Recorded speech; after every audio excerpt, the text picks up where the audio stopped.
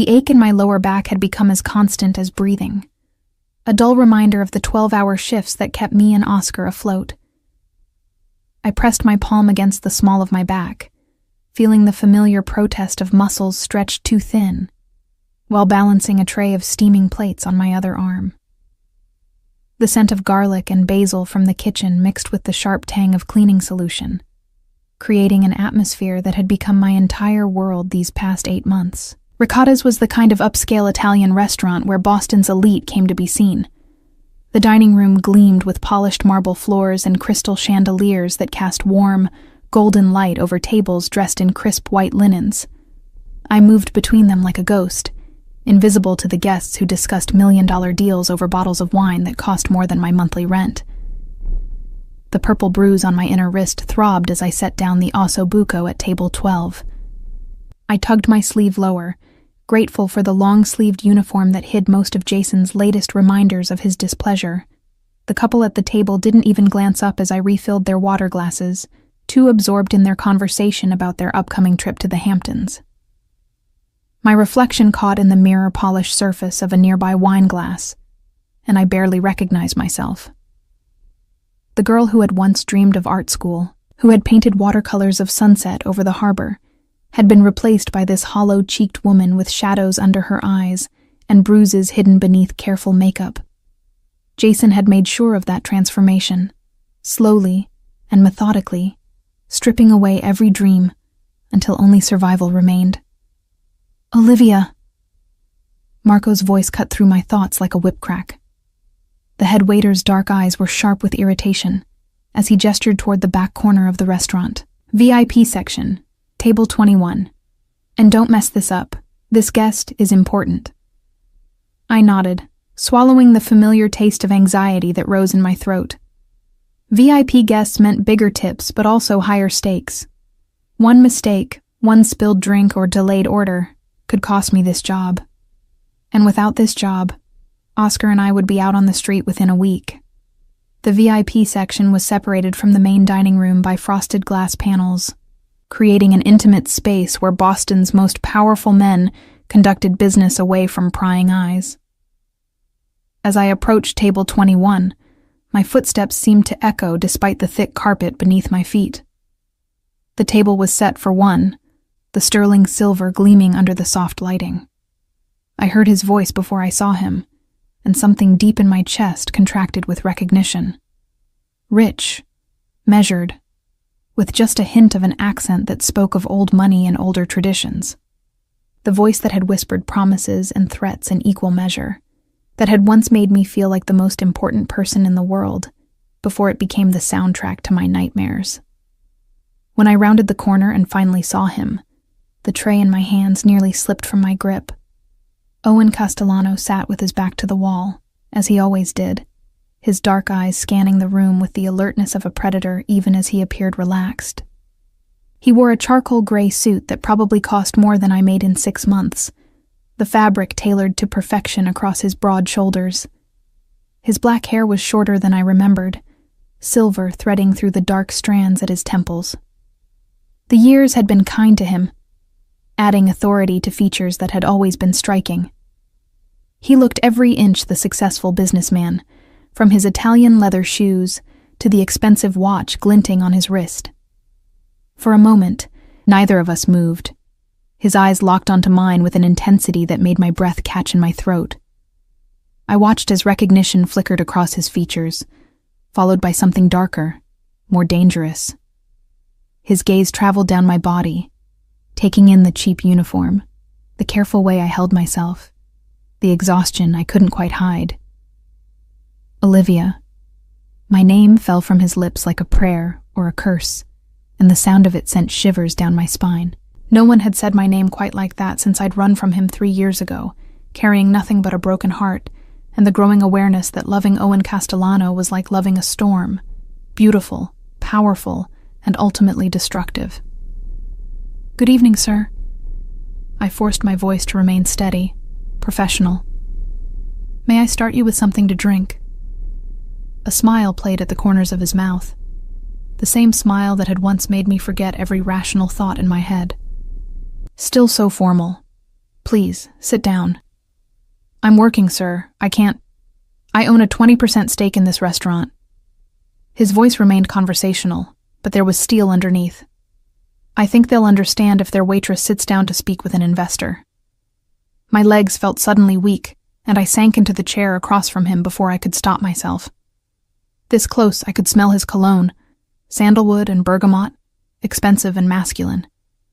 It brought back memories I'd spent 3 years trying to forget. Lazy Sunday mornings in silk sheets, champagne and strawberries, the weight of his hands on my skin. You look tired, cara mia. His voice was gentle now, concerned, and that somehow made it worse. I preferred his anger to his kindness. Anger I could resist. I'm fine. The lie tasted bitter on my tongue. What would you like to order? His eyes dropped to my wrist, where my sleeve had ridden up slightly, exposing the edge of the bruise. When his gaze returned to my face, something cold and deadly had settled in those dark depths. Who did that to you? I don't know what you're talking about. I tugged my sleeve down again, hating the way my hands trembled. Olivia. His voice was soft, almost hypnotic. You know I've always been able to read you like an open book. Don't insult either of us by pretending that's from an accident. The concern in his voice, the way he said my name, it all felt like a trap closing around me. Owen had always been dangerous precisely because he made it so easy to forget how dangerous he was. He could be tender, protective, generous, right up until he reminded you that those same hands capable of such gentleness had also been responsible for unthinkable violence. It's nothing, I whispered, but we both knew it was everything. He leaned back in his chair, studying me with those calculating eyes. Where are you living now? That apartment in Southie? I didn't answer. Couldn't answer. The fact that he knew where I lived sent ice through my veins. Of course he knew. Owen Castellano made it his business to know everything about everyone who mattered to him, and despite everything that had happened between us, I apparently still mattered. And Oscar? How is your brother? My blood turned to ice. Leave him out of this. He's 14 now, isn't he? Good age, impressionable. Owen's voice remained conversational, but the threat was unmistakable. Boys that age can get into so much trouble without proper guidance. I stood so quickly the chair scraped against the floor. I need to get back to work. Sit down, Olivia. It wasn't a request. I remained standing, every instinct screaming at me to run. But where could I go? Owen had found me once. He could find me again. And now he'd made it clear that Oscar was on his radar too. You're going to quit this job, he said matter-of-factly, as if discussing the weather. Tonight, and then you're going to come home where you belong. This is my home now. His laugh was soft, almost fond. This? Working yourself to death for tips, hiding bruises from some piece of trash who doesn't know how to treat what belongs to me? This isn't living, cara mia. This is barely surviving. The possessiveness in his voice sent familiar chills down my spine. Owen had never learned the difference between love and ownership, protection and control. In his world, the two were synonymous. I'm not yours anymore, I said, though the words felt hollow even to me. He stood then, moving around the table with that predatory grace I remembered so well. When he stopped in front of me, close enough that I could feel the heat radiating from his body, I had to tilt my head back to meet his eyes. You've always been mine, Olivia. His hand came up to cup my cheek, thumb brushing over my skin with devastating gentleness. Running from me doesn't change that. It just means you've been lost for a while. I wanted to pull away, to maintain the distance I'd fought so hard to create. But his touch felt like coming home after years in the wilderness, and I found myself leaning into it, despite every rational thought screaming at me to resist. I can't, I whispered. You can't what? Come home to where you're safe, where you're cherished, where no one will ever lay a hand on you in anger again? His voice dropped lower, more intimate. I know what he's been doing to you, Olivia. And I know you've been protecting that brother of yours, sacrificing yourself to keep him safe. But you don't have to do that anymore. The promise in his voice was seductive, dangerous. Owen had always been my weakness, my fatal flaw. Loving him was like standing too close to a fire, warm and wonderful, until you got burned. My shift isn't over, I said weakly. It is now. He stepped back, and I immediately missed his warmth. Marco will understand, won't you, Marco? I turned to see the head waiter standing nearby, his face pale with recognition and fear. How long had he been listening? Of course, Mr. Castellano. Olivia is free to go whenever you wish. And there it was. The reminder of exactly who Owen was, the power he wielded with a casual word. This wasn't a reunion between former lovers. This was a predator reclaiming his territory. Get your things, Owen said, his tone brooking no argument. It's time to come home. I stood frozen in the VIP section, watching Owen straighten his suit jacket with the same meticulous care he applied to everything in his life. The gesture was so familiar, it made my chest ache with unwanted memories. 3 years ago, I would have found that attention to detail charming, seductive even. Now I recognized it for what it truly was, the behavior of a man who controlled every element of his world, including the people in it. I need to finish my shift, I said, though we both knew it was a desperate lie. Marco had already melted back into the main dining room, probably calling the manager to explain why one of their waitresses was suddenly unavailable. Owen's influence reached into every corner of this city, and tonight I was being reminded of exactly how far. Your shift ended the moment I walked through that door. Owen moved to the window overlooking the harbor, his hands clasped behind his back in a pose I'd seen countless times during our relationship. It was his thinking stance, the position he assumed when calculating his next move in the elaborate chess game that was his life. The purple bruise on my wrist throbbed, and I touched it reflexively. The motion didn't escape Owen's notice. He turned back to me, and the expression on his face sent ice through my veins. I'd seen that look before, usually directed at men who had crossed him in business. Men who often disappeared shortly afterward. What's his name? The question was asked in the same tone he might use to inquire about the weather, but I heard the lethal intent underneath. Owen, don't. I took a step back, my shoulders hitting the frosted glass partition.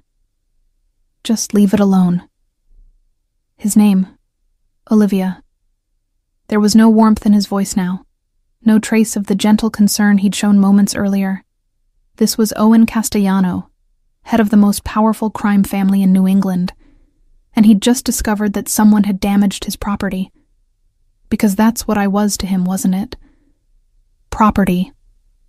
A possession that had escaped and needed to be reclaimed, cataloged, and secured. The realization should have made me angry, should have given me strength to resist. Instead, it made me feel hollow, defeated. Jason Murphy, I whispered, hating myself for the betrayal. But Owen, please. Address? The single word cut through my plea like a blade. I closed my eyes, feeling tears burn behind my lids. South Boston, apartment 4B on Dorchester Street. The words fell from my lips like stones, each one sealing Jason's fate. I should feel guilty about that, shouldn't I? Jason was cruel, violent, but he didn't deserve what Owen would do to him. The strange thing was, I felt nothing. 3 years of hiding, of enduring, of carefully planning every moment to avoid Jason's temper, and now it would all be over by morning. Owen would handle it the way he handled all problems that threatened what he considered his. Permanently. Good girl. The approval in his voice made something warm unfurl in my chest, and I hated myself for the reaction. Marco has sent your personal belongings to my car. We're leaving. I can't just disappear. Oscar is waiting for me at home. He'll worry. The thought of my 14-year-old brother gave me strength. Whatever happened to me, I had to protect him. Oscar will be fine. Owen's voice carried absolute certainty. In fact, he'll be better than fine. I'm having him move to a private school in Connecticut tomorrow. Full scholarship, dormitory living, excellent academics. The kind of opportunity boys like him rarely get. The words hit me like a physical blow. You can't just uproot his entire life. I can do whatever I want, cara mia.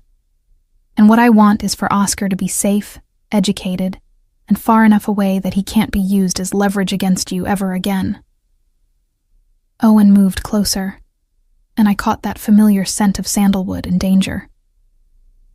Did you really think I'd leave him in that neighborhood, vulnerable to every piece of street trash looking to get to me through him? The terrible thing was, his logic made sense. Oscar was brilliant, deserving of opportunities I could never give him on a waitress's salary. And with Owen's enemies, his association with me had already painted a target on his back. Still, the casual way Owen rearranged our lives, the assumption that his will was law, made rebellion rise in my throat. What if I refuse? What if I walk out of here right now and disappear again? Owen's smile was sharp as a blade. You won't. How can you be so sure? Because you love that boy more than you love your own freedom. And because you know that my protection is the only thing standing between him and a very dangerous world. He reached into his jacket and withdrew a cell phone, holding it out to me. Call him. Tell him you're safe, that you'll see him soon. I stared at the phone as if it were a snake, and if I don't? Then my men will pick him up anyway, for his own protection, of course. But it will be much more traumatic for him if he thinks something has happened to you. Owen's voice remained pleasant, conversational. Your choice, Olivia. Make the call willingly, or let me handle things my way. My hands shook as I took the phone. Owen had always been a master manipulator, but 3 years ago his methods had been gentler, more seductive. This Owen was harder, more direct. Perhaps my disappearance had taught him that subtlety wasn't always effective. I dialed Oscar's number, praying he wouldn't answer, hoping he'd gone to bed early for once. But his voice came through clear and worried after the second ring. Liv, where are you? You should have been home an hour ago. The concern in his voice nearly broke me. At 14, Oscar had been forced to grow up too quickly, to worry about things no teenager should have to consider. Our parents' death in a car accident when he was 10 had left me as his guardian, responsible for keeping us both afloat in a world that seemed determined to drag us under. I'm fine, Os. Something came up at work. I'm going to be staying somewhere else for a while. What do you mean staying somewhere else? What's going on? The edge of panic in his voice made my chest tighten. Remember when I used to tell you stories about princes and castles? Well, it turns out one of those stories might be coming true. I caught Owen's eye as I spoke, saw the approval there. You're going to get to go to a real school with dormitories and everything, like Harry Potter. Liv, you're scaring me. This isn't like you.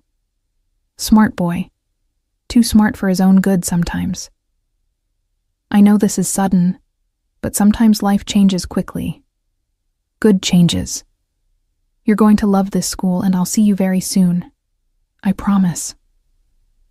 There was a long pause, and I could practically hear the wheels turning in Oscar's head. This is about him, isn't it? The one you never talk about but dream about sometimes? My throat closed up. Even in sleep, I hadn't been able to escape Owen's hold on me. Just trust me, okay? Have I ever steered you wrong? No, he said quietly. But Liv, be careful. Fairy tales don't always have happy endings. The call ended, and I let the phone fall from nerveless fingers. Owen caught it before it hit the floor, slipping it back into his jacket with practiced ease. He's a smart boy, Owen observed. Smarter than is probably safe. Another reason why distance is necessary. When do I see him again? When I'm satisfied that he's secure and you've readjusted to your proper place in my life. Owen's hand came up to cup my face again, thumb brushing away a tear I didn't realize had fallen. This isn't a punishment, Cara Mia. This is protection. For both of you. It feels like a punishment. Because you've forgotten what it means to be cherished instead of merely endured. His voice grew softer, more intimate. You've been hiding for so long, surviving instead of living. Let me remind you what it feels like to be truly cared for. The promise in his words was seductive, dangerous. Owen had always known exactly how to find the cracks in my armor, the places where loneliness and exhaustion had worn me thin. 3 years of living in survival mode had left me desperate for someone to share the burden, even if that someone came with a price I wasn't sure I could pay. Come. He offered me his arm with old-world courtesy. The car is waiting. I looked around the VIP section one last time, at the elegant table setting and the view of the harbor through the windows. This morning I'd been Olivia Hayes, struggling waitress, sister, survivor. Now I was something else entirely. Owen Castellanos' reclaimed property, whether I wanted to be or not. But as I placed my hand on his arm and felt the solid warmth of him, a treacherous part of me whispered that maybe being his property wasn't the worst fate in the world. Maybe safety, even purchased with freedom, was worth the price. The main dining room fell silent as we walked through it. Conversations died mid-sentence. Silverware paused halfway to mouths. Eyes tracked our progress with the fascination reserved for watching predators in their natural habitat. Owen's presence commanded attention effortlessly, and I found myself straightening my spine, lifting my chin to match his regal bearing.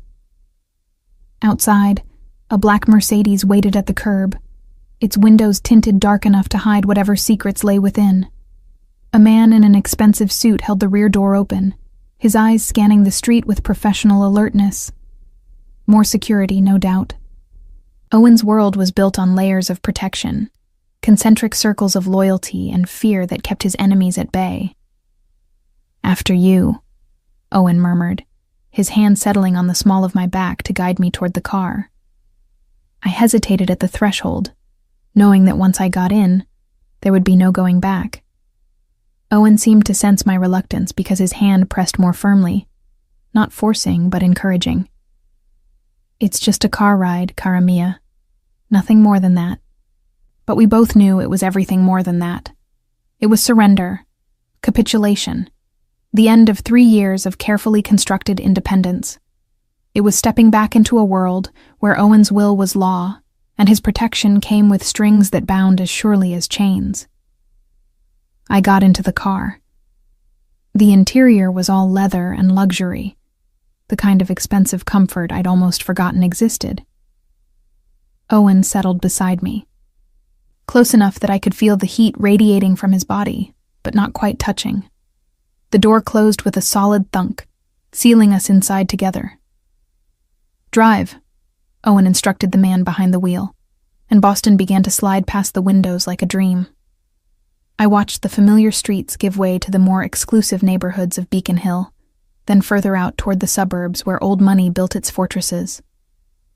The silence between us was heavy with unspoken words, 3 years of separation and everything that had led to it. Why now? I finally asked. You let me go before. Why come for me tonight? Owen was quiet for so long I thought he wouldn't answer. When he finally spoke, his voice was soft, almost contemplative. Because I've spent 3 years learning the difference between wanting something and needing it. And I've discovered that I need you, Olivia. Not just want, need. Like air, like water, like the blood in my veins. He turned to look at me, and something in his eyes made my breath catch. And because I've finally eliminated the last of the threats that made staying with me dangerous for you. The implication hung in the air between us like smoke. Owen's enemies, the rival families and ambitious underlings who had made my presence in his life a liability, were gone, dealt with in whatever brutal, efficient manner Owen employed to solve his problems. How many? The question slipped out before I could stop it. Does it matter? His voice held no remorse, no regret. They were dead men the moment they made you a target. The casualness with which he discussed murder should have horrified me. 3 years ago it had. But 3 years of Jason's casual cruelty, of working myself to exhaustion just to stay afloat, of watching Oscar grow up too fast in a neighborhood where violence was commonplace, all of that had changed something fundamental in me. Maybe I was more like Owen than I wanted to admit. Maybe I understood, finally, that some problems could only be solved with permanent solutions. And Jason, I asked quietly, will be handled tonight. Owen's voice carried absolute certainty. He'll never touch you again. Never touch anyone again. I should protest, should feel something other than this strange sense of relief.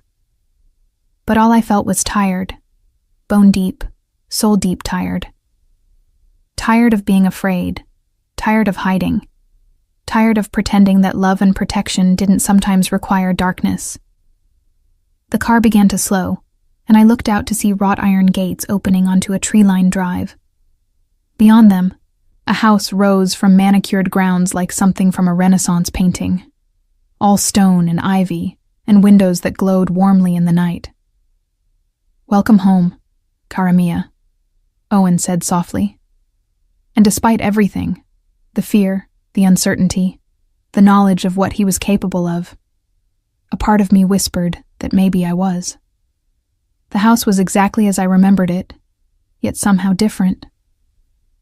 3 years had passed since I'd walked through these halls, since I'd belonged in these rooms, and my absence seemed to echo in every corner.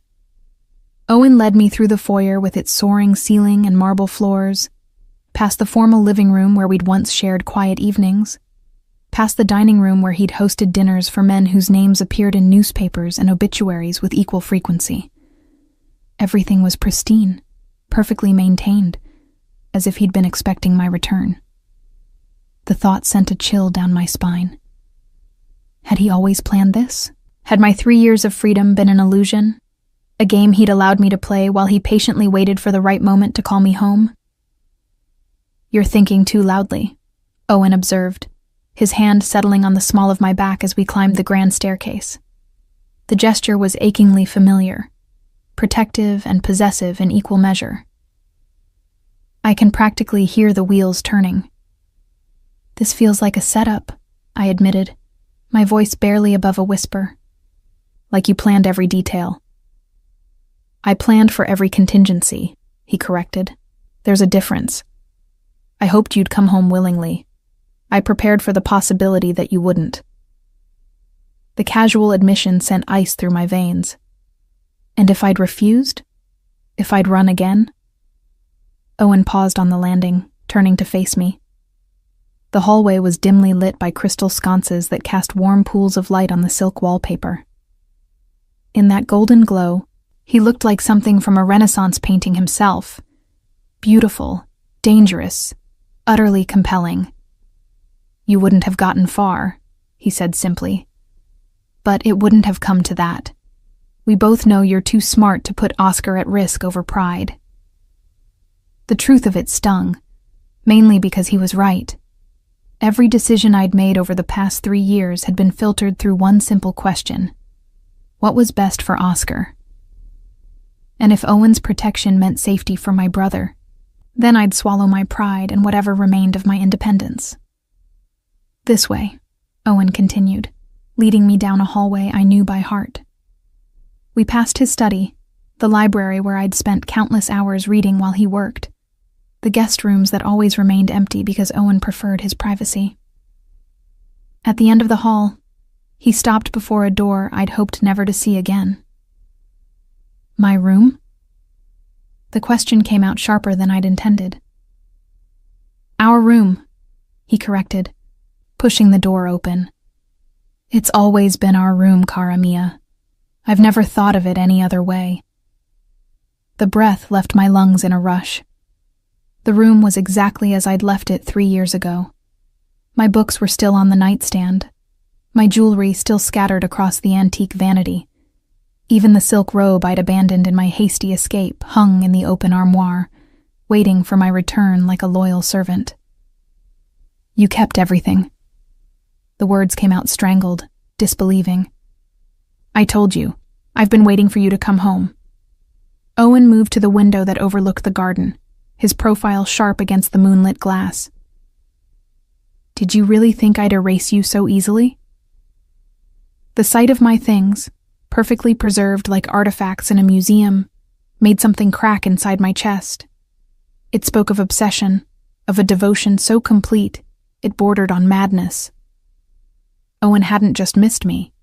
He'd enshrined me, created a shrine to our relationship that he'd tended like a priest serving his god. This isn't healthy, I whispered. Nothing about loving you has ever been healthy. He turned back to me, and the raw honesty in his eyes made my knees weak. You think I don't know that? You think I haven't spent 3 years analyzing every moment of our relationship, dissecting what went wrong, figuring out how to fix it? You can't fix this, Owen. You can't fix us. I backed toward the door, needing space, needing air. What we had was toxic, destructive. That's why I left. No. The single word cut through my protest like a blade. You left because you were scared, because loving me meant accepting parts of yourself you weren't ready to face. His words hit too close to home, struck at truths I'd spent 3 years trying to bury. I left because I couldn't watch you destroy yourself, couldn't be part of a world built on violence and fear. And look where that noble sacrifice got you. Owen's voice turned cold, clinical. 3 years with a man who hits you, working yourself to death for scraps, watching Oscar grow up in a neighborhood where dealers recruit children and bullets fly on weeknights. Was that really better than what I offered you? The question hung between us like a challenge, and I found I couldn't answer it. Because the terrible truth was that it hadn't been better. It had been survival, not living. I'd traded Owen's dangerous love for Jason's casual cruelty, had exchanged protection for punishment. You don't understand, I said weakly. I understand better than you think. Owen moved closer, his steps measured and deliberate. I understand that you thought you were saving me by leaving, that you believed your absence would somehow make me a better man. But all it did was make me a more efficient monster. The admission sent a chill down my spine. What do you mean? I mean that for 3 years I've had nothing to lose, no one to protect, no reason to show mercy or restraint. The man you knew, the one who tried to shield you from the darker aspects of his business, he died the night you left. Owen's voice was matter of fact, as if he were discussing the weather. What rose from his ashes was something much more dangerous. I stared at him, seeing for the first time the changes 3 years had wrought. He was harder now, more polished, but somehow more brutal. The careful restraint he'd once shown, the attempts to keep his violence separate from our relationship, were gone. This Owen accepted his darkness completely, wore it like expensive cologne. You're trying to scare me. I'm trying to be honest with you, something I should have done from the beginning. He reached out to touch my face, his thumb tracing the line of my cheekbone. I let you believe you could change me, could save me from what I am. But there is no salvation for men like me, cara mia. There's only acceptance or destruction. His touch was gentle despite his words, and I found myself leaning into it despite every rational thought screaming at me to pull away. This was Owen's greatest weapon, not his violence or his power, but his ability to make me feel cherished even as he systematically dismantled my defenses. And if I can't accept it, I whispered, then we'll both be destroyed. His honesty was brutal, unflinching. Because I won't let you go again, Olivia. I can't. The man I've become isn't capable of that kind of mercy. The words should have terrified me. Instead, they sent a dark thrill through my veins, awakening something I'd thought I'd killed 3 years ago. The part of me that had been drawn to Owen's power, that had found perverse comfort in being the only thing that could bring a dangerous man to his knees. I need time, I said, though we both knew time wouldn't change anything fundamental between us. Time you have, but not distance. Never distance again. Owen's hand moved to the back of my neck, his fingers tangling in my hair. You'll stay here with me, where you belong. And slowly, carefully, I'll remind you of all the reasons you fell in love with a monster in the first place. The promise in his voice was seductive, dangerous. But beneath it, I heard something else. Hope. Desperate, almost childlike hope that maybe this time we could make it work, that love could triumph over the darkness that surrounded us. And Oscar? We'll be safe. Safer than he's ever been. I give you my word. Owen's voice carried the weight of absolute truth. But he stays at the school, Olivia, for both your sakes. The world I inhabit isn't safe for children, and I won't make the mistake of putting him at risk again. The separation from my brother would be agony, but I couldn't argue with the logic. Owen's enemies wouldn't hesitate to use a 14-year-old boy as leverage, and I'd rather have Oscar safe and distant than close and in danger. What happens now? I asked, suddenly exhausted by the weight of everything that had changed in a single evening. Now you rest. Tomorrow, we begin again. Owen's smile was soft, almost tender. I know this is overwhelming, Cara Mia. I know you're angry and scared and confused. But I promise you, this time will be different. This time, I won't make the mistake of trying to protect you from who I am. He was right. It was overwhelming. 3 years of carefully constructed independence had crumbled in a matter of hours, leaving me adrift in familiar waters that no longer felt safe to navigate. But underneath the fear and uncertainty, something else was stirring. Relief, perhaps, or recognition. The truth was, I'd never stopped loving Owen Castellano. I'd run from him, hidden from him, built a new life without him. But I'd never stopped loving him. And now, faced with the choice between his dangerous protection and the brutal reality of life without it, the decision felt inevitable. I'll need clothes, I said quietly, and we both understood it for the surrender it was. Already arranged. Your sizes, your style preferences. Everything is in the armoire. Owen's satisfaction was palpable, but he was careful not to show triumph. Mrs. Chen, my housekeeper, has excellent taste. Of course he'd planned for this. Of course he'd known that eventually I'd come home. The inevitability of it should have made me angry, but instead, I felt strangely peaceful, like a bird that had tired of fighting the wind and finally allowed itself to be carried. Owen? I called as he moved toward the door. Yes? Jason Murphy, make it quick. The approval that flashed across his features was swift, savage, and somehow deeply satisfying, because maybe I was more like him than I'd ever wanted to admit. Maybe loving a monster meant becoming one yourself, in small, crucial ways. It will be my pleasure, he said softly, and I believed him completely. After he left, I stood alone in our room. And it was our room, had always been our room despite my 3-year absence, and tried to process what I'd done. In the space of a few hours, I'd surrendered my freedom, signed Oscar's future over to Owen's protection, and given my blessing to murder. I should feel horror, regret, panic. Instead, I felt something dangerously close to relief. The weight I'd been carrying for 3 years, the constant fear, The responsibility, the crushing need to be strong enough for both Oscar and myself, had been lifted from my shoulders and placed in more capable hands. I woke to sunlight streaming through windows I'd forgotten could be so large, so bright. For a moment, disorientation clouded my thoughts. This wasn't my cramped studio apartment with its single grimy window overlooking the alley. This was silk and luxury, Egyptian cotton sheets that probably cost more than my monthly rent, and the kind of deep, restful sleep I hadn't experienced in 3 years. The events of the previous night came flooding back in waves. Owen, the restaurant, the drive through Boston's elite neighborhoods to this house that had once been my sanctuary and my prison in equal measure. I sat up slowly, my body protesting the movement with aches I'd grown accustomed to ignoring.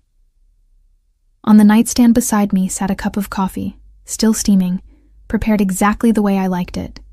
2 sugars, a splash of cream. The sight of it sent an uncomfortable warmth through my chest. Even after 3 years, Owen remembered these tiny details, these small intimacies that had once made me feel so cherished. A soft knock at the door interrupted my thoughts. "Come in," I called, my voice still rough with sleep. Mrs. Chen entered, the same elegant Asian woman who had managed Owen's household during my previous stay. She was perhaps 60, with silver-streaked hair pulled back in an impeccable chignon, and the kind of quiet efficiency that kept Owen's complex life running smoothly. "Good morning, Miss Hayes," she said, her slight accent making my name sound musical. "Mr. Castellano asked me to inform you that he'll be in meetings until this afternoon, but he's arranged for Dr. Martinez to come examine you at 11. "Examine me?" I sat up straighter, clutching the sheet to my chest. "I'm not sick." Mrs. Chen's expression remained neutral, but I caught the flicker of something that might have been sympathy in her dark eyes. "He's concerned about your health, the bruises, the weight loss. He wants to ensure you receive proper care." Of course he did. Owen's protection came with thorough documentation, complete medical evaluations to catalog exactly what damage needed to be repaired. The clinical nature of it should have bothered me, but instead, I felt that same treacherous relief. Someone else was taking charge, making decisions, shouldering responsibilities I'd carried alone for too long. "What happened to Jason Murphy?" The question slipped out before I could stop it. Mrs. Chen's expression didn't change. "I'm afraid I don't know anyone by that name, miss." The careful neutrality of her response told me everything I needed to know. Jason was gone, erased from existence with the same efficiency Owen applied to all his problems. I should feel something. Guilt, remorse, horror at the casual way a human life had been extinguished. Instead, I felt nothing but a hollow sort of satisfaction. "There are fresh clothes in the armoire," Mrs. Chen continued smoothly. "Breakfast will be served whenever you're ready. Mr. Castellano has also arranged for you to have access to his private library and the garden. He thought you might enjoy the solitude." The kindness in the gesture caught me off guard. Owen had always paid attention to my needs, my preferences. But this felt different somehow. More careful, more deliberate. As if he were courting me all over again, trying to remind me of all the reasons I'd fallen in love with him in the first place. After Mrs. Chen left, I made my way to the armoire, curious to see what Owen's interpretation of my style preferences looked like after 3 years. The clothes inside were beautiful. Soft cashmere sweaters in jewel tones, perfectly tailored jeans, silk blouses that felt like water against my skin. Everything was my size, my preferred colors, chosen with the kind of attention to detail that spoke of either obsession or genuine care. I selected a cream-colored sweater and dark jeans, marveling at how the expensive fabric felt against skin accustomed to cheap cotton uniforms. In the bathroom mirror, I barely recognized myself. The harsh fluorescent lighting of my apartment had been unkind, but this soft, warm glow revealed that I wasn't quite as hollow-cheeked as I'd thought. With proper rest and nutrition, I might even look healthy again. Dr. Martinez arrived precisely at 11, a woman in her 40s with kind eyes and gentle hands. Her examination was thorough but respectful, documenting every bruise, every sign of malnutrition and exhaustion. She asked careful questions about my diet, my sleep patterns, any ongoing pain or discomfort. "Physically, you're remarkably resilient," she concluded, making notes in a leather portfolio. "The bruises will fade within a few weeks. I'm more concerned about the chronic stress indicators, elevated cortisol, disrupted sleep patterns, the kind of hypervigilance that comes from living in constant fear." Her words were clinical, but her tone was compassionate. "I'm prescribing some supplements to address the nutritional deficiencies, and I'd like to see you again in 2 weeks. But what you need most is time, rest, and safety. Mr. Castellano has asked me to emphasize that last point." After she left, I found myself wandering through the house like a ghost, revisiting her former life. Everything was exactly as I remembered. The original Monet in the front hallway, the first edition books in Owen's study, the way afternoon light slanted through the conservatory windows. But I was different now, changed by 3 years of survival, and seeing these familiar spaces through altered eyes was disorienting. The garden drew me like a magnet. It had always been my favorite place in Owen's house, the one space that felt purely mine. He'd had it redesigned according to my wishes during our relationship: English roses climbing white trellises, a small fountain whose gentle splash masked the sound of conversations, stone benches positioned to catch the morning sun. I found Owen there when I finally ventured outside around 2 in the afternoon. He sat on the bench beneath the climbing roses, still wearing his suit from whatever meetings had occupied his morning. But his jacket was draped over the back of the bench, his tie loosened, sleeves rolled up to reveal strong forearms marked with scars I remembered tracing with my fingertips. "How do you feel?" he asked without looking up from the tablet in his hands. Some business document, no doubt, requiring his signature or approval. Like I'm living someone else's life. I settled beside him on the bench, careful to maintain distance between us. "Everything feels familiar, but wrong, like déjà vu." "You've changed." Owen set aside the tablet, finally giving me his full attention. 3 years ago, you would have been crying by now. Angry, certainly, but also overwhelmed by what I'd done to Jason Murphy. The casual reference to murder sent an odd thrill through me. Maybe I'm not the same person who left here 3 years ago. "No," Owen agreed, his dark eyes studying my face with unsettling intensity. "You're stronger now. Harder. More like me than you were before." The observation should have been insulting, but it felt like recognition instead. 3 years of surviving Jason's casual cruelty, of protecting Oscar from a world that seemed determined to devour him, had indeed changed me. I'd learned to compartmentalize, to set aside squeamishness in favor of pragmatism. "Is that what you wanted?" I asked. "To make me more like you?" "I wanted you to survive," Owen said simply. Everything else was secondary to that goal. The honesty in his voice was devastating. During our original relationship, Owen had tried to shield me from his darkness, to present himself as something softer than he really was. This version of him offered no such protection, no comfortable illusions about his nature or mine. "Tell me about the school," I said, needing to change the subject before I said something I'd regret. "Where you're sending Oscar." Owen's expression softened slightly. "Pembroke Academy in Connecticut, one of the finest preparatory schools in the country. Small class sizes, excellent college placement record, strong athletics program. Oscar will thrive there. When do I see him? When I'm confident that no one will use him to get to you, or to me." Owen's voice was gentle but implacable.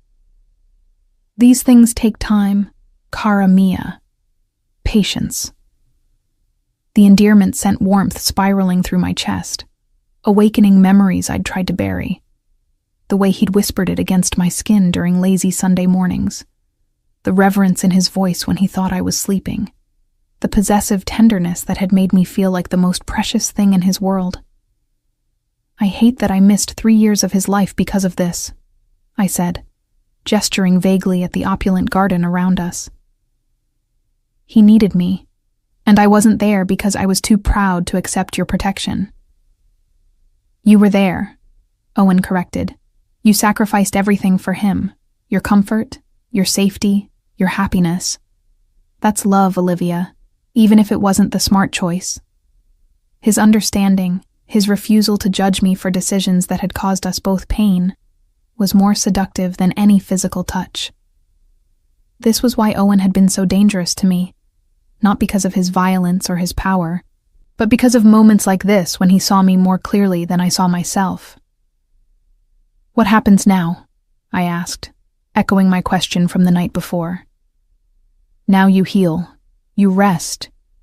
You remember what it feels like to be cared for instead of merely tolerated." Owen's hand moved to cover mine on the bench between us.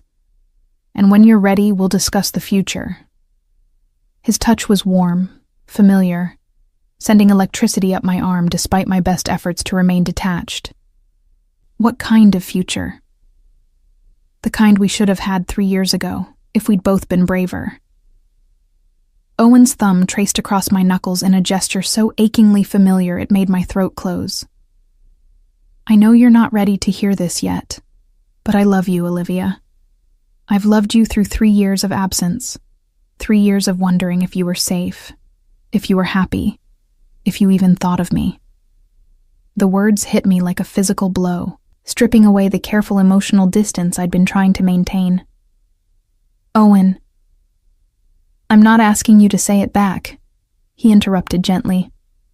"I'm not asking for anything except the chance to prove that this time can be different, that we can be different."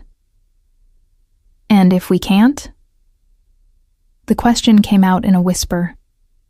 "What if we're just as toxic as we were before?" "Then we'll burn together," Owen said with devastating honesty.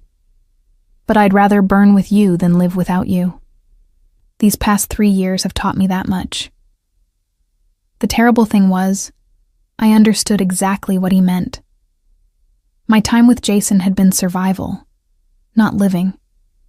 Working at the restaurant, hiding my bruises, counting every penny.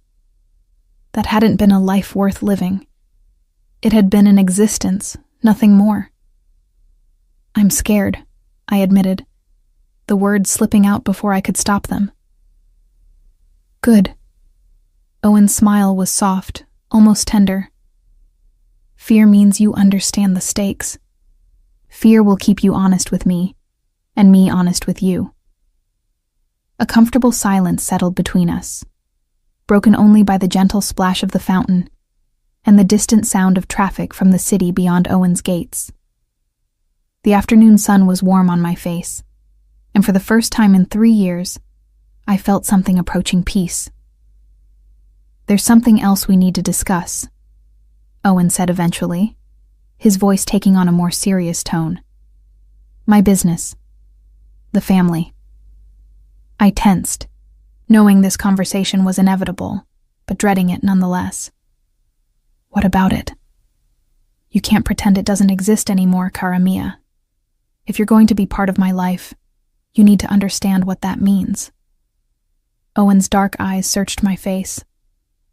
No more willful blindness, no more comfortable ignorance about how I make my money or what I do to protect what's mine. The ultimatum was delivered gently, but it was an ultimatum nonetheless. During our previous relationship, I'd closed my eyes to the darker aspects of Owen's business, content to live in luxury without examining its source too closely. That willful ignorance had been part of what drove me away, the growing realization that my comfort was built on other people's suffering. "I don't know if I can do that," I whispered. "Yes, you can." Owen's confidence was absolute. "Because you already have. You gave me Jason Murphy's address knowing exactly what I'd do with that information. You've already chosen my darkness over your conscience." The words stung because they were true. In that moment at the restaurant, Faced with the choice between abstract moral principles and concrete protection, I'd chosen Owen. I'd chosen violence over vulnerability, and I couldn't pretend otherwise. That was different, I protested weakly. How? Owen's question was gentle but relentless. Because Jason hurt you? Because you wanted him gone? How is that different from any other problem I solve with permanent solutions? I couldn't answer, because there wasn't an answer. At least not one that would preserve my illusion of moral superiority. The truth was that Owen's violence had always been more palatable when it served my interests, when it protected people I cared about from people who threatened them. I need time to think, I said finally. Take all the time you need, Owen replied. But understand that time won't change the fundamental choice in front of you. You can accept me completely, the good and the evil, the protection and the price, or you can leave. But there's no middle ground anymore, Olivia. Not after what we've both been through. The finality in his voice made my chest tight. This wasn't the Owen who had once tried to shield me from harsh realities, who had presented sanitized versions of his business dealings to preserve my comfort. This Owen offered no such mercy, no comfortable lies to ease the burden of loving him. And if I choose to leave, then I'll let you go. The promise was delivered with such sincerity that I believed him completely. But I'll also make sure you understand exactly what you're walking away from. The protection, the resources, the life I can offer you and Oscar. Because next time, cara mia, there won't be another chance. Next time, the choice will be permanent. The weight of that ultimatum settled over me like a blanket, heavy and inescapable. Owen was right. There would be no middle ground this time, no half measures or comfortable compromises. I could accept him completely or lose him forever, and the knowledge that this was my last chance made the decision feel impossibly important. I should check on Oscar, I said, needing space to process everything he'd told me. He's fine, settling in well, according to the headmaster.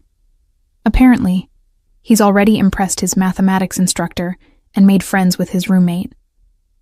Owen's smile was genuine, almost proud. He's resilient, like his sister. The warmth in his voice when he spoke about Oscar was one of the things that had made me fall in love with him originally. Despite his reputation, despite the violence that surrounded him, Owen had always been protective of the innocent, especially children. It was one of the contradictions that made him so compelling and so dangerous. Can I call him? Not yet. Give him time to adjust, to make this transition without divided loyalties. Owen's voice was gentle but firm. In a few weeks, when he's established himself, we'll arrange a call. But for now, let him focus on his new life. The separation from Oscar was agony, but I couldn't argue with the logic. A clean break was better than the constant emotional tug-of-war that would result from regular contact. Still, the knowledge that I couldn't even hear his voice was another chain binding me to Owen's will. I'm going inside, I said, suddenly exhausted by the weight of all these revelations. Of course. Owen stood as I did, ever the gentleman despite everything else he was. Dinner will be served at 7 if you'd like to join me. If not, Mrs. Chen can bring something to your room. The choice he offered was small, but significant. Another reminder that I still had some agency, even if the larger decisions had been made for me. I'll let you know. Take your time, Owen said softly. I'm not going anywhere. The promise and threat wrapped up in those simple words followed me back into the house, echoing in my mind as I climbed the stairs to our room. Because it was our room now, wasn't it? Whatever reservations I had, whatever moral qualms still plagued me, I'd already crossed the line that mattered most. I'd chosen Owen Castellano over my own freedom, just as I had 3 years ago. The only question now was whether I could live with that choice long enough to discover if love really could triumph over the darkness that surrounded us both. Dinner was served in the smaller dining room, the one Owen used for intimate gatherings rather than business meetings. Crystal stemware caught the light from the chandelier overhead, and the table was set for two with bone china and silver that probably cost more than most people made in a year. The formality of it felt strange after 3 years of eating takeout standing over the kitchen sink, but I found myself sliding back into the rhythms of Owen's world with disturbing ease. He'd changed into dark slacks and a white shirt, the sleeves rolled up and the collar open at the throat. The casual elegance suited him, made him look younger somehow, less like the dangerous businessman, and more like the man I'd fallen in love with all those years ago. It was a dangerous illusion, and I suspected he knew exactly how appealing it was. "You look beautiful," he said, as I settled into the chair across from him. Mrs. Chen had left us alone for this meal, though I suspected we were far from truly alone in this house. Owen's security was always discreet but omnipresent. "It's the clothes," I replied, smoothing the silk blouse I'd chosen from the armoire. Amazing what proper nutrition and 8 hours of sleep can do. "It's not the clothes." Owen's dark eyes studied my face with unnerving intensity. "It's you without the weight of constant fear. You're starting to remember who you used to be." The observation was uncomfortably accurate. 3 years of hypervigilance had left their mark, but already I could feel some of that tension beginning to ease. The knowledge that I was safe, that Owen's protection surrounded me like armor, was seductive in ways I hadn't expected. "Tell me about the business," I said, as Mrs. Chen's assistant served the first course. "If I'm going to accept this life, I need to understand what it really involves." Owen paused with his wineglass halfway to his lips, surprise flickering across his features. "Are you certain you want to know? Some knowledge can't be unknown, cara mia." "I'm certain." The words came out steadier than I felt. "No more willful ignorance. You were right about that." "Very well." Owen set down his glass and leaned back in his chair, his expression becoming more businesslike. "The Castellano family controls the majority of Boston's port traffic, both legal and otherwise. Drugs, weapons, human trafficking. If it comes through Boston Harbor, we take a percentage." The casual way he discussed human trafficking made my stomach clench, but I forced myself to remain still, to listen without judgment. This was what I'd asked for, the unvarnished truth about the man I was choosing to love. "We also have interests in construction, waste management, and several legitimate businesses that serve as both revenue streams and laundering operations." Owen continued his clinical recitation. "The family employs approximately 200 people directly, with perhaps twice that number in subsidiary operations." "And the violence?" I asked, proud that my voice remained steady. "How much of your business requires? Permanent solutions?" "Less than you might think, more than you'd be comfortable with." Owen's honesty was brutal. "Violence is expensive and draws unwanted attention, but sometimes it's the only language people understand, especially when they threaten what's mine." The possessiveness in his voice sent an unwelcome thrill through me. "And what exactly is yours? You, Oscar, the family's interests, in that order." Owen's smile was sharp as a blade. "I've learned to prioritize these past 3 years." The implications of that statement hung heavy between us. Owen had always been protective, but this version of him seemed to have refined that protectiveness into something more focused, more ruthless. I was no longer just someone he cared about. I was his primary asset, the thing he would burn the world to protect. "What about your competitors, other families?" "Eliminated or absorbed."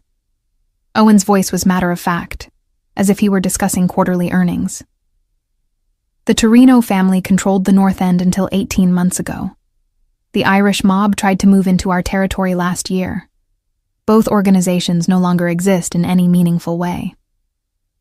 I found myself leaning forward despite my horror. How many people died? Does it matter?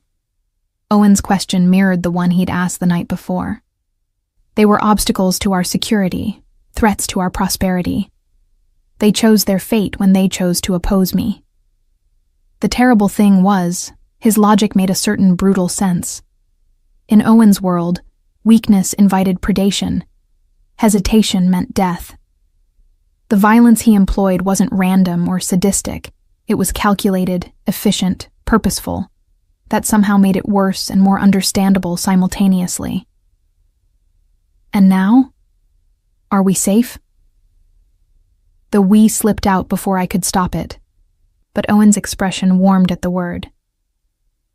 As safe as anyone in this business can be. I've spent 3 years consolidating power, eliminating threats, building something that can't be easily destroyed. Owen reached across the table to cover my hand with his. The position we're in now is stronger than it's ever been. His touch was warm, reassuring, and I found myself turning my hand palm up to clasp his fingers. The gesture was automatic, instinctive, and the satisfaction that flashed across Owen's features told me he'd noticed. What about law enforcement? Handled. Owen's smile was almost fond. Boston PD has several officers on my payroll, and the FBI's organized crime task force has been remarkably ineffective lately. Amazing how quickly investigations stall when key evidence goes missing or witnesses relocate to other jurisdictions. The casual corruption should have appalled me, but instead, I felt only a grim sort of admiration for the scope of Owen's influence. He hadn't just built a criminal organization. He'd constructed an entire ecosystem that protected itself through strategic compromises and mutually beneficial arrangements. You've thought of everything, I observed. I've tried to. But there's always risk, cara mia. Always the possibility that someone will get lucky or desperate enough to try something stupid. Owen's expression grew more serious. That's why I need you to understand the precautions we'll have to take, the security measures that will govern our lives. I nodded, though part of me dreaded what was coming next. You'll have a driver whenever you leave the house, and that won't be often at first. Your movements will be monitored, your communications screened. Any new people in your life will be thoroughly vetted before you're allowed contact with them. Owen's voice was gentle but implacable. I know it sounds like a prison, but it's the price of safety in my world. And if I can't live with those restrictions, then you'll learn to. The steel in his voice was unmistakable, because the alternative is making yourself a target for every enemy I've ever made, every ambitious rival looking for leverage against me. I won't lose you again, Olivia. Not to pride, not to principles, and certainly not to bullets meant for me. The vehemence in his voice sent chills down my spine. This wasn't negotiable, wasn't open for discussion.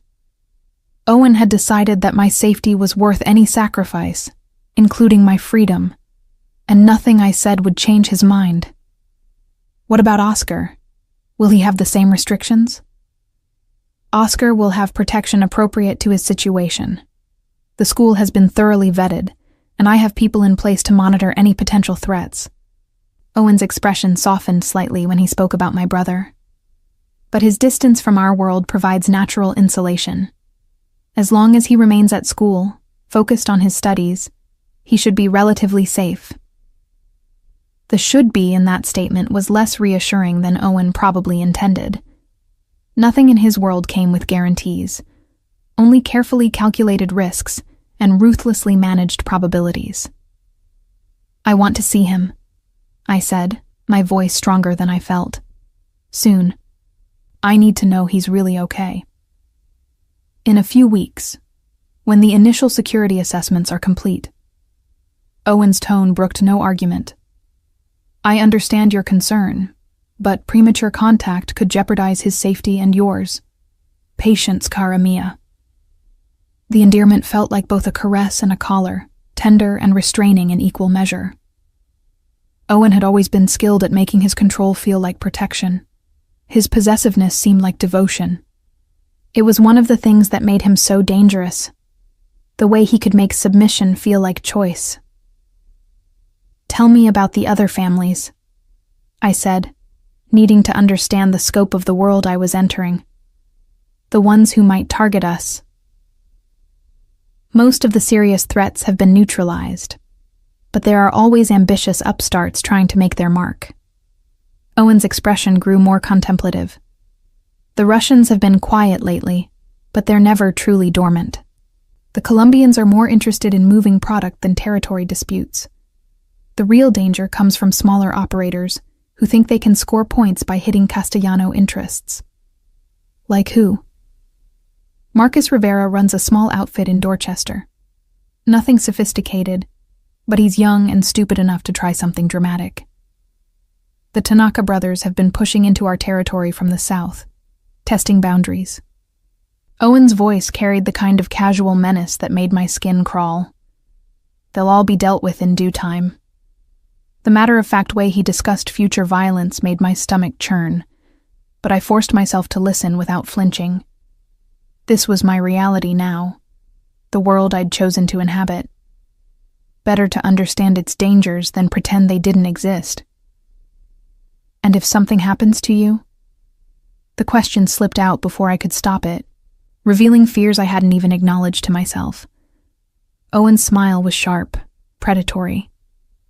Then Marco Benedetti takes over operations, and you and Oscar disappear until things settle down. I've made provisions for every contingency, cara mia. You'll never be unprotected, never be vulnerable. The promise should have been comforting, but instead, it felt like another chain binding me to this life. Even Owen's death wouldn't free me. I'd simply be transferred to another form of protection, another cage lined with silk and justified by necessity. You make it sound like I don't have any choice in the matter. You don't. Owen's honesty was brutal, unflinching. Not anymore. The moment you walked into that restaurant wearing my bruises from another man's hands, your choices became limited. The moment you gave me Jason Murphy's address, they became non-existent. His words hit me like physical blows, stripping away any illusion that I still had agency in this situation. I'd made my choice the night before, perhaps even years before that when I'd first allowed myself to fall in love with a dangerous man. Everything since then had just been the logical conclusion of that original decision. I should hate you for this, I whispered. You should. Owen's agreement was immediate, sincere. But you don't. Because you know, just as I know, that this is where you belong. Not hiding in some dingy apartment, not jumping at shadows, not counting pennies while your brother grows up in a war zone. Here, with me, protected and cherished and safe. The terrible thing was, he was right.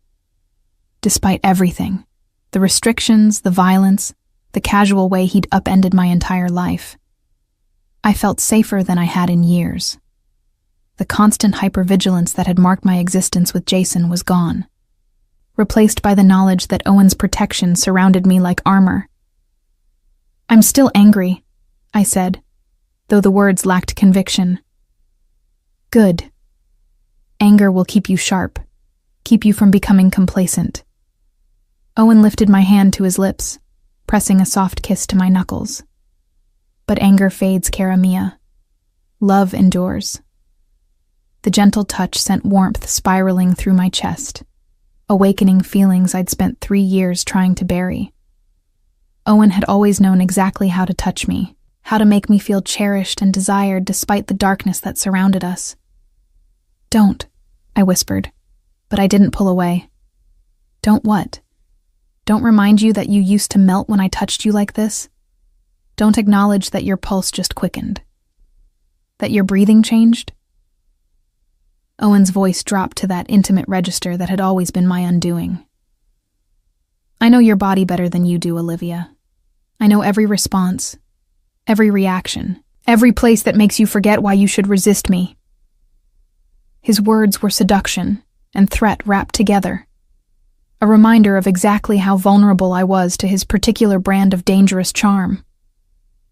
The worst part was that he was right.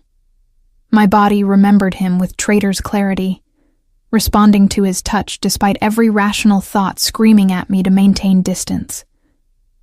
The choice is yours, Owen continued, his thumb tracing circles on the sensitive skin of my wrist. "We can continue this dance, this pretense that you don't want what I'm offering. Or you can admit that some part of you is relieved to be home, relieved to let someone else carry the burden for a while." The offer was tempting, dangerously so. 3 years of being strong, of shouldering every responsibility alone, had left me exhausted in ways I was only now beginning to acknowledge. The idea of surrendering that weight to someone else, even someone as dangerous as Owen, was more seductive than any physical touch. "And if I admit that?" I asked, my voice barely above a whisper. "Then we stop pretending this is anything other than what it's always been. Inevitable." Owen's smile was gentle, understanding. "You were mine long before you knew what that meant, Olivia." Running from me just delayed the obvious conclusion. The arrogance in his words should have made me angry, but instead, I felt something dangerously close to relief. Because maybe he was right. Maybe all my struggling, all my attempts to build a different life, had been nothing more than an elaborate denial of what I'd always known deep down. I belonged to Owen Castellano, for better or worse. The only question now was whether I could find peace in that surrender, or whether it would ultimately destroy what remained of the woman I'd once been. 8 months later, I stood in the kitchen of my own bakery, flour dusting my apron and the scent of rising dough filling the air around me. The morning sun streamed through large windows that Owen had insisted on for security reasons. No blind spots, complete visibility from the street.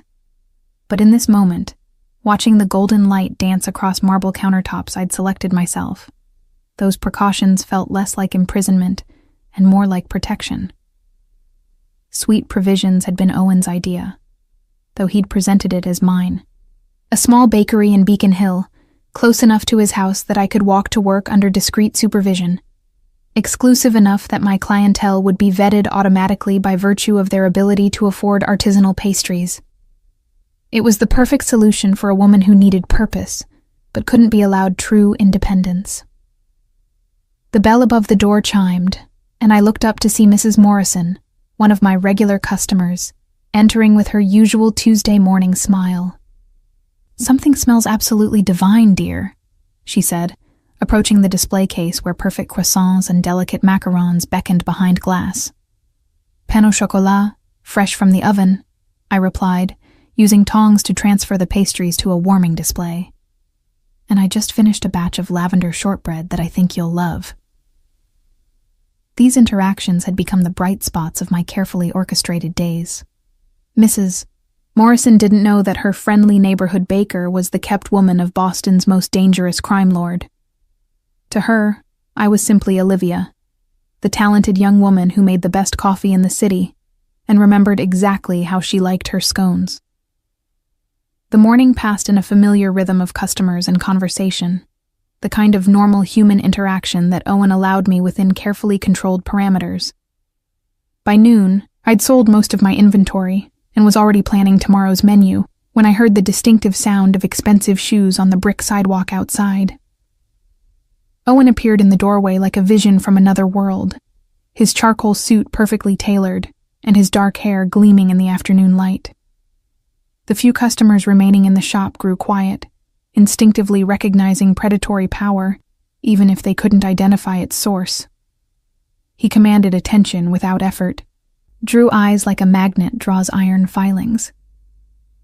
"Buongiorno, cara mia," he said softly, his voice carrying that familiar note of possession and tenderness. "How was your morning?" "Profitable," I replied, wiping my hands on my apron before moving around the counter to greet him properly. Mrs. Morrison bought 6 lavender shortbreads, and the Hendersons ordered a custom cake for their anniversary. Owen's smile was warm, genuine, the expression he reserved for moments when he was truly proud of me. "Excellent. You've built something beautiful here."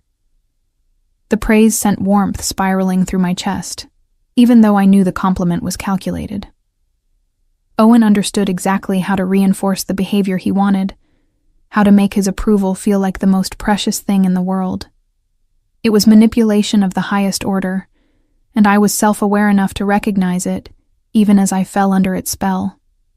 "Walk with me," he said, offering his arm in that old-world gesture that had always made me feel cherished. "There's something we need to discuss." I glanced around the shop, noting the customers who were trying not to stare, the way conversation had died the moment Owen entered. His presence changed everything, reminded everyone present that this quaint little bakery existed in the shadow of something far more dangerous. "Give me a moment to close up," I said, already untying my apron. "Take your time." Owen moved to study the display case, while I tidied the kitchen and secured the register. His presence in the shop felt both natural and surreal, this dangerous man surrounded by delicate pastries and cheerful yellow walls. The other customers had filtered out during my preparations, probably sensing that whatever conversation was about to take place wasn't meant for civilian ears. By the time I emerged from behind the counter, we were alone except for the silent watcher I knew was positioned somewhere nearby. Owen never traveled without protection.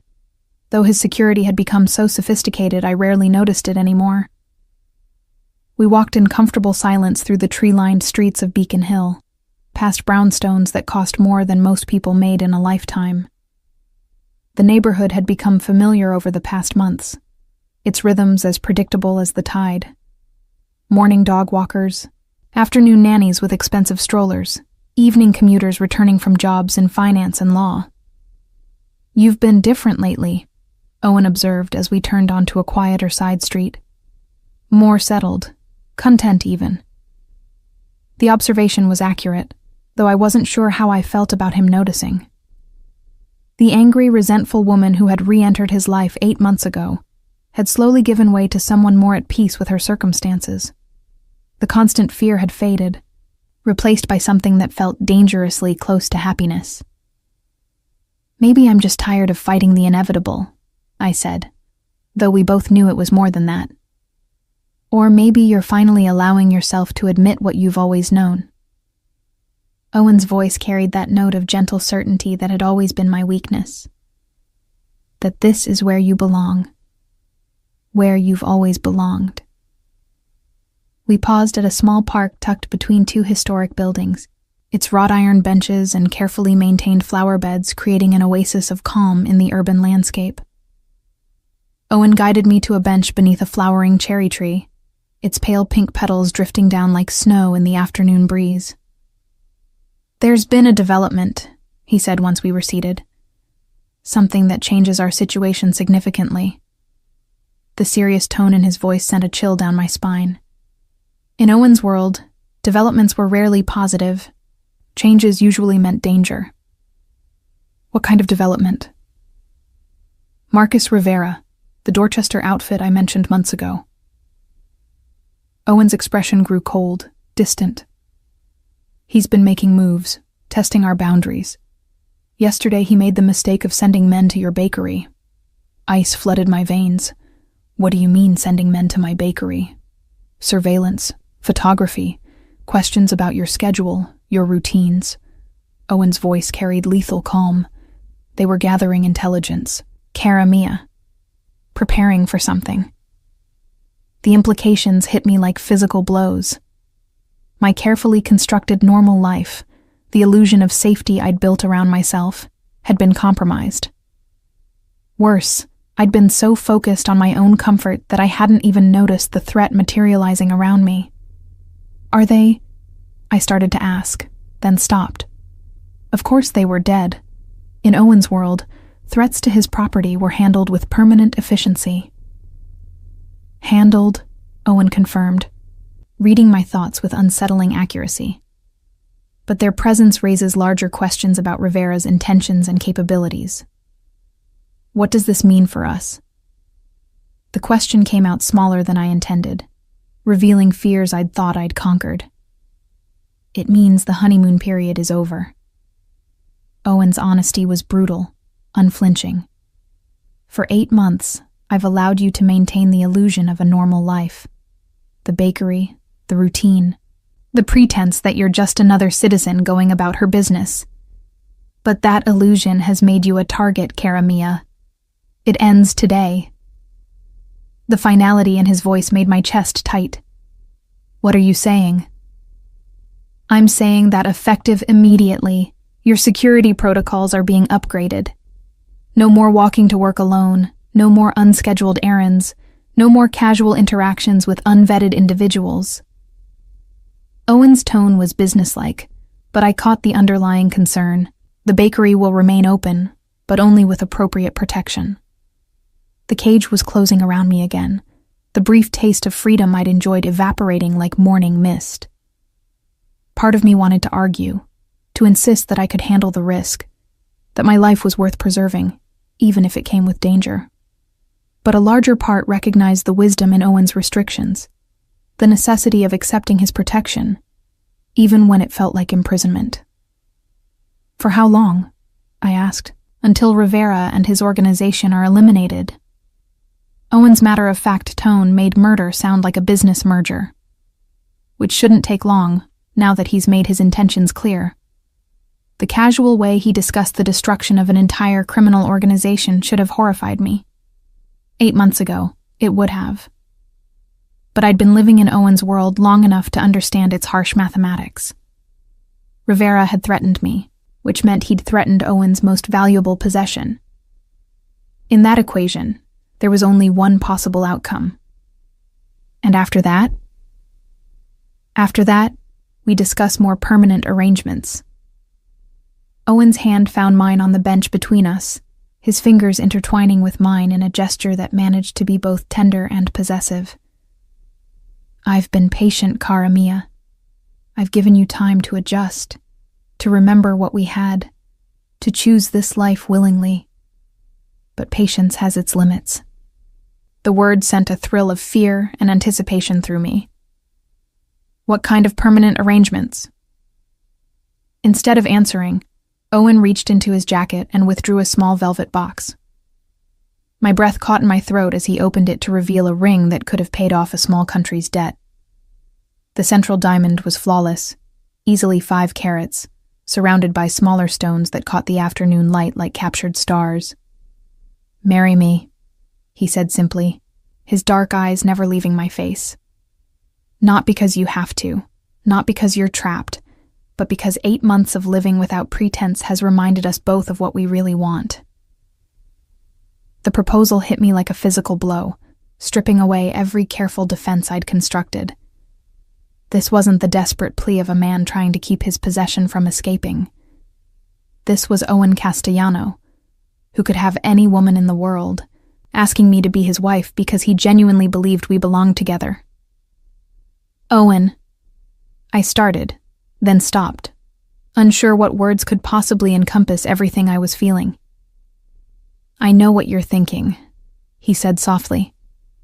"You're wondering if this is real love or just sophisticated Stockholm syndrome. You're questioning whether you can build a marriage on foundations of violence and control." His thumb traced across my knuckles in that achingly familiar gesture. "But 8 months of watching you bloom in my protection, 8 months of seeing you become yourself again, has convinced me that some questions don't need answers. They just need acceptance." The terrible thing was, he was right. I had been questioning everything, analyzing every emotion for signs of coercion or manipulation. But sitting here in this peaceful park, Owen's ring catching the light like a promise, I realized that the analysis was irrelevant. What mattered wasn't how I'd gotten here, but whether I wanted to stay. "The bakery," I said weakly, grasping for practical concerns to avoid the emotional ones. "Will continue to operate under your direction, with appropriate security modifications." Owen's smile was patient, understanding. "I'm not asking you to give up the life you've built, cara mia. I'm asking you to let me make it permanent, secure, unassailable." "And Oscar?" "We'll give you away at the wedding, if he chooses." Owen's expression softened when he spoke about my brother. "He's thriving at Pembroke, by the way. Honor roll, varsity soccer team, early acceptance to Harvard's pre-med program. The boy has a bright future ahead of him." The pride in Owen's voice was unmistakable, and I realized that somewhere over the past 8 months, he'd genuinely come to care about Oscar's well-being. Not just as leverage over me, but as a person worthy of protection and opportunity in his own right. "When do I see him again?" I asked, though I suspected I already knew the answer. "At our engagement party, in 2 weeks. Then again at the wedding, in 6 months." Owen's certainty about my answer was both infuriating and oddly comforting. He's excited to meet the man who's been making his sister happy. "You've already talked to him?" "We video call every Sunday evening." Owen's admission sent warmth spiraling through my chest. "He's intelligent, articulate, and surprisingly wise for his age. You should be proud of the young man he's becoming." The fact that Owen had been maintaining a relationship with Oscar, that he'd taken the time to mentor and guide my brother, revealed depths of genuine care that I hadn't expected. This wasn't just about possessing me. Owen had genuinely embraced the responsibility that came with loving me, including the people I held dear. "He knows about us?" I asked. "He knows that you're safe, happy, and loved by a man who can provide for both of you in ways you never dreamed possible." Owen's voice carried absolute conviction. "He also knows that any threat to either of you would be met with swift and brutal retaliation." The casual reference to violence in the context of family protection should have been jarring, but instead, it felt oddly comforting. Oscar would never have to worry about money, about safety, about opportunities. Owen's protection would surround him like armor, ensuring that he could become whatever he dreamed of being. "This is insane," I whispered, though the words lacked conviction. "This is inevitable," Owen corrected gently. "It's what should have happened 3 years ago, before pride and fear drove us apart." He was right, and we both knew it. Everything that had happened since, my time with Jason, the years of struggle and survival, the violent reclamation that had brought me back into Owen's orbit, had been a detour from this moment, a painful, necessary journey that had taught us both what we truly valued. "The ring is beautiful," I said, my voice barely above a whisper. "It belonged to my grandmother, one of the few things that survived the old country." Owen's smile was soft, almost vulnerable. "She always said it should go to the woman who could tame the wildness in Castellano men. I think she would have approved of you." The personal history behind the ring made it more than just an expensive bauble. It was a piece of Owen's heritage, a symbol of continuity and tradition in a family built on controlled violence and careful calculation. By offering it to me, he was making me part of that legacy. What if I say no? The question was hypothetical, and we both knew it. "Then I'll wait." Owen's patience was absolute, implacable. "I'll protect you, care for you, love you from whatever distance you require until you're ready to admit what we both already know. And Rivera? We'll die regardless of your answer to my proposal." Owen's voice carried lethal certainty. "His fate was sealed the moment he threatened you.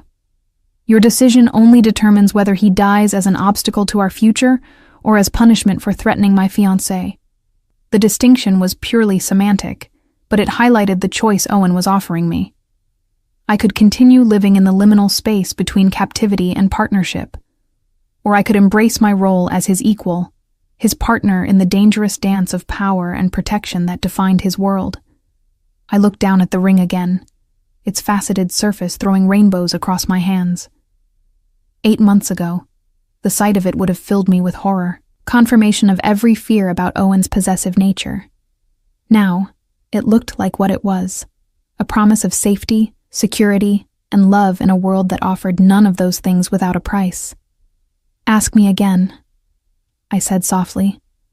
Owen's smile was radiant, transforming his face from dangerous to beautiful in the space of a heartbeat. "Olivia Hayes, will you marry me? Will you be my wife, my partner, my equal in all things? Will you let me love you the way you deserve to be loved? protect you the way you need to be protected, and build something lasting with me despite all the darkness that surrounds us. The proposal was perfect, encompassing everything I needed to hear. Not a demand or an expectation, but a genuine request from a man who understood exactly what he was asking of me. Owen knew the price of loving him, the sacrifices and compromises it required, and he was offering to share that burden rather than simply imposing it. "Yes," I whispered, and the word felt like coming home. Owen slipped the ring onto my finger with hands that trembled slightly, revealing depths of emotion he usually kept carefully hidden. It fit perfectly, as if it had been waiting all these years for this specific moment, this particular woman, this inevitable conclusion to a love story that had always been written in blood and starlight.